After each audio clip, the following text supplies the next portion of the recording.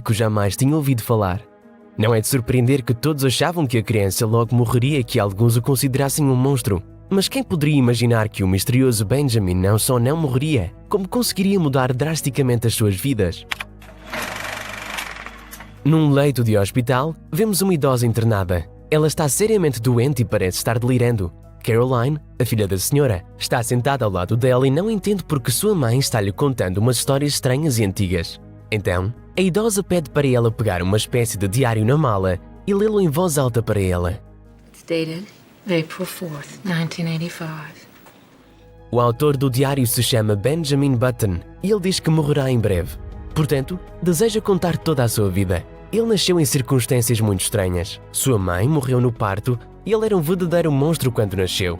Pelo menos foi isso que o pai de Benjamin pensou quando o viu pela primeira vez. Sem pensar duas vezes, ele foi até ao asilo mais próximo e abandonou seu próprio filho na varanda. O bebê foi encontrado pela administradora do local, uma moça bondosa chamada Queenie. O rosto estranho do bebê enjeitado a assusta e ela resolve consultar um médico. Ele garante que, pelo estado do corpo dessa criança, ele é realmente um velho.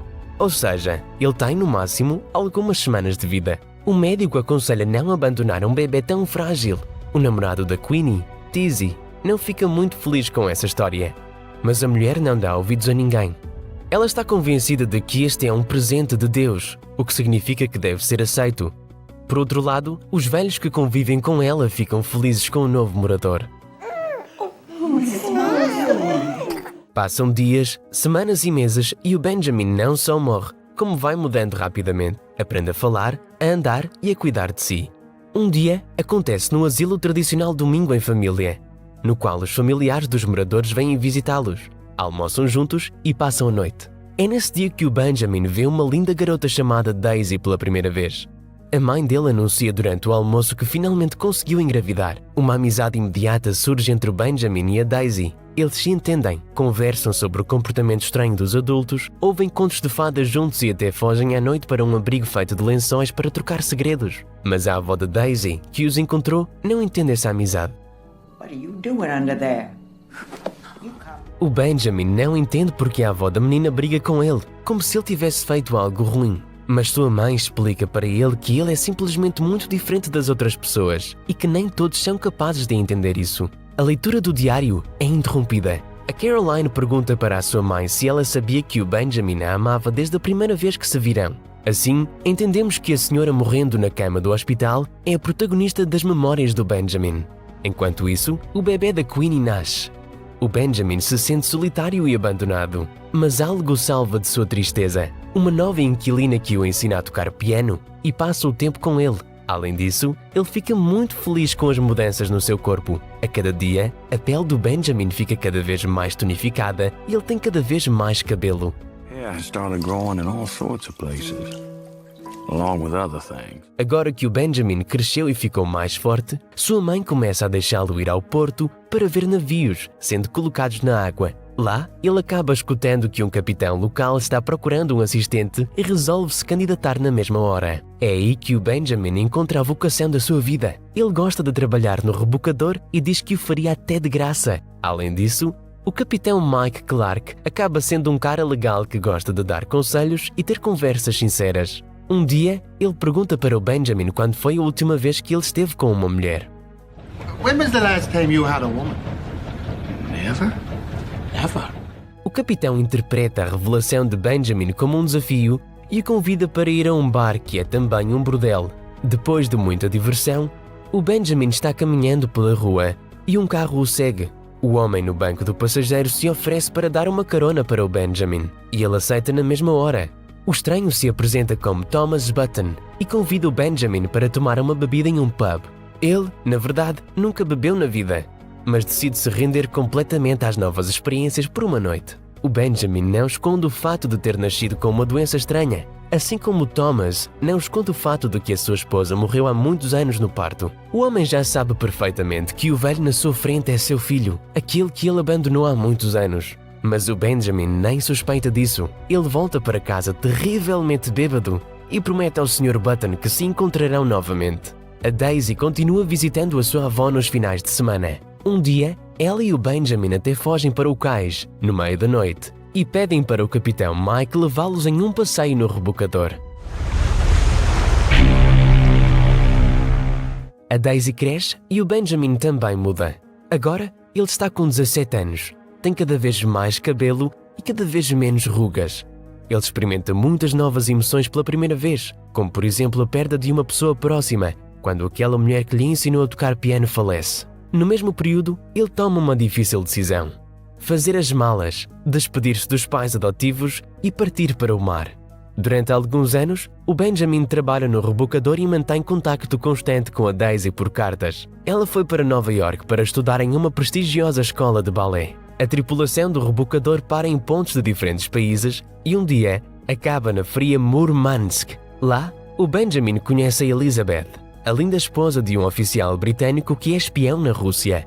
Durante algum tempo, o Benjamin simplesmente observa a Elizabeth, mas não se atreve a falar com ela. Até que um dia ele deixa ao saguão do hotel por causa da insônia e a encontra ali completamente sozinha. Benjamin convida sua nova amiga para tomar um chá e eles começam a conversar. A Elizabeth conta para ele sobre todos os lugares incríveis em que ela já esteve e os dois ficam sentados na cozinha até o amanhecer. Rapidamente, isso se transforma numa tradição. Todas as noites eles se encontram na cozinha depois de que todos foram dormir e ficam conversando até tarde da noite. Em uma carta para a Daisy, o Benjamin confessa que está apaixonado. Algum tempo passa e agora os encontros secretos dos dois acontecem no quarto do Benjamin. Mas esse conto de fadas não dura muito. Um dia ele deixa ao saguão e não vê ninguém. Pelo visto, a Elizabeth foi embora sem falar nada, sem dar explicações. Na manhã seguinte, Benjamin descobre através do Capitão Mike que os japoneses atacaram Pearl Harbor no dia anterior e que os Estados Unidos estavam entrando na Segunda Guerra Mundial. Agora, seu pequeno navio seria parte da marinha e todos que colocassem seus pés nos convés seriam militares. É uma decisão difícil para Benjamin, mas ele decide se voluntariar. No começo da guerra, nem tudo é tão assustador quanto Benjamin esperava. Sua tripulação simplesmente reboca navios danificados e passa longe das verdadeiras batalhas. Mas tudo muda uma certa noite, quando não muito longe do navio do Capitão Mike, um torpedo inimigo atinge um navio americano. Um enfrentamento começa entre o submarino alemão e o rebocador. O rebocador é atingido primeiro. Ele encalha, pega fogo e afunda. Praticamente toda a tripulação morre. O Capitão Mike falece literalmente nos braços do Benjamin. Ele está sozinho mais uma vez. Quando a guerra termina, o Benjamin já tem 26 anos. Ele volta para a sua casa e, alguns dias depois, a Daisy aparece. Oh my God! O Benjamin fica claramente confuso com o fato de que a Daisy se transformou de uma menina em uma verdadeira mulher.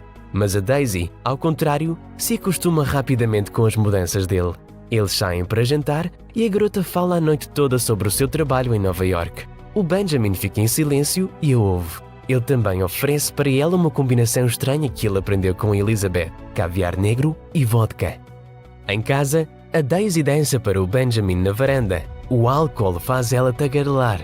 Ela não hesita em falar sobre os relacionamentos amorosos entre os dançarinos e flerta com seu velho amigo. Mas quando ela beija o Benjamin primeiro e o convida para subir, ele se afasta. Com o passar do tempo, o Benjamin percebe cada vez mais mudanças em seu corpo. Enquanto ele vai ficando mais jovem, todos ao seu redor vão envelhecendo, incluindo seu pai. Quando Thomas Button vem visitar o Benjamin, o velho já está irreconhecível. Os dois saem para jantar e, enquanto comem, o Thomas fala para o Benjamin que a guerra fez a sua fábrica de botões crescer, mas que ele está extremamente doente e cada vez menos capaz de administrá-la. Em seguida, ele leva o Benjamin para conhecer a fábrica, o que lhe causa ainda mais perguntas. What can I do for you, Mr. Button? Benjamin, you're my son.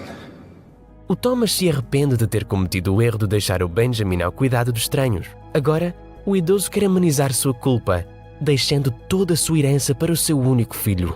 O Benjamin vai embora em silêncio, pensando em tudo o que aconteceu. Não é fácil para ele perdoar o pai, mas ele resolve fazê-lo. Ele vai até a casa dele e o leva para o cais para admirar o amanhecer. O Thomas morre ali mesmo, ao lado do único parente que lhe restava.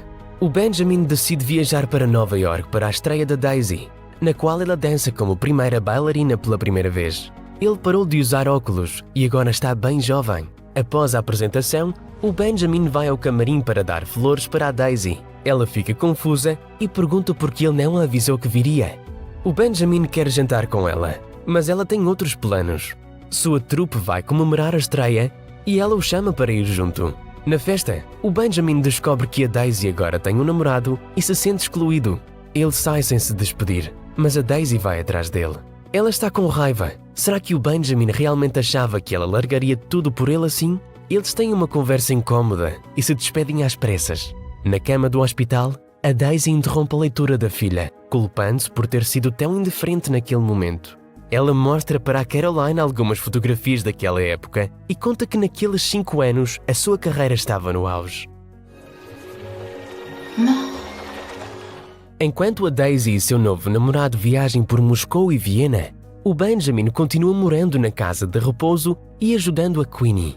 Mas tudo muda drasticamente quando Benjamin recebe uma carta de Paris pedindo-lhe para ir para lá urgentemente. O que acontece é que uma série de circunstâncias azaradas levaram a Daisy a ser atropelada por um carro. Sua perna quebrou em 5 lugares e se ainda há esperança de que ela volte a andar, ela pode esquecer da dança para sempre.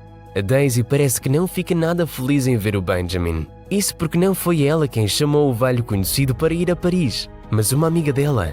A Daisy não quer ver o Benjamin desse jeito, enquanto ele só fica mais jovem e mais bonito. Por isso, ela acaba sendo grossa com ele e recusa a proposta dele de ajudá-la. Então, o Benjamin vai embora. Ele volta para casa, aprende a dirigir o barco do seu pai e começa a sair com várias garotas diferentes. Ele não escreve mais para a Daisy e não a incomoda, como ela pediu. Mas os anos passam e um belo dia ela acaba voltando. É justamente a partir desta noite que o Benjamin e a Daisy começam uma nova vida. Eles não se separam mais nem por um segundo e saem para navegar ao redor do mundo no barco do pai dele. O casal apaixonado está totalmente feliz. Ao voltar para casa da viagem, o Benjamin descobre que a Queenie morreu. Agora, não há no mundo mais ninguém próximo que ele conheceu quando era criança, exceto a Daisy. Por isso, ele decide vender a casa do pai, comprar uma casa de campo e ir morar com a amada. Assim, começa a segunda parte de seu conto de fadas. Agora, não no mar, mas em terra firme. A única coisa que impede a Daisy de ser completamente feliz é o pensamento de que ela está envelhecendo, bem como a saudade da sua antiga carreira. Então, ela decide abrir sua própria escola de balé e voltar a fazer aquilo que ela mais ama na vida. O tempo passa e ela dá uma notícia importante ao Benjamin. Ela está grávida. Os futuros pais estão felizes por estarem esperando um bebê, mas seus medos ficam cada vez maiores. E se o bebê também nascer doente? Algumas semanas depois, a Daisy dá à luz uma menina completamente saudável, a qual decidem dar o nome de Caroline, em homenagem à mãe dele. A Caroline adulta fica chocada com esta notícia. Durante toda a sua vida ela pensou que ele era filha de outro homem. A Caroline cresce, seus pais comemoram seu primeiro aniversário, mas o Benjamin não consegue ficar feliz com isso.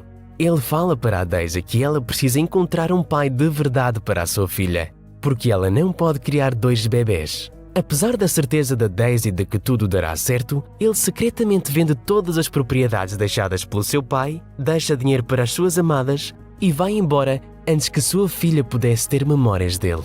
Durante muitos anos, Benjamin viaja pela Índia, explorando outras culturas e conhecendo novas pessoas. Quando ele finalmente retorna, ele imediatamente vai até à escola de balé da Daisy. Agora, o Benjamin parece um adolescente. Sua filha já é adulta e sua amada tem um marido, chamado Robert. É difícil para a Daisy ver o Benjamin. Ela diz que ele estava certo e que foi melhor ele ter ido embora. Mas é claro que há um ressentimento na fala dela. Sem pensar 2 vezes, ela vai ao hotel onde ele está hospedado e passa uma última noite com ele.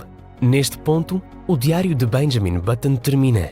À beira da morte, a Daisy conta para a sua filha o fim da história. Algum tempo depois que o Robert morreu, ela recebeu um telefonema do asilo. As autoridades tutelares tinham levado um menino para lá. A única coisa que ele tinha era um caderno com os contactos da Daisy. Era o Benjamin.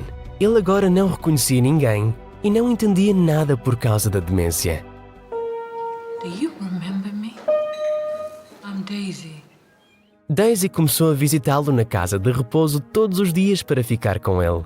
Com o tempo, ele vai ficando cada vez mais caprichoso e pouco a pouco esquece como andar, falar e comer. Um belo dia, a Daisy decide morar com ele para ler todos aqueles mesmos contos de fadas que a sua avó lia para os dois e para cuidar dele. Alguns anos depois, o Benjamin morre bem nos braços da Daisy, como um bebê. É aqui que termina a história da senhora. Enquanto sua filha sai brevemente da enfermaria, ela deseja boa noite ao Benjamin com a alma em paz e também morre.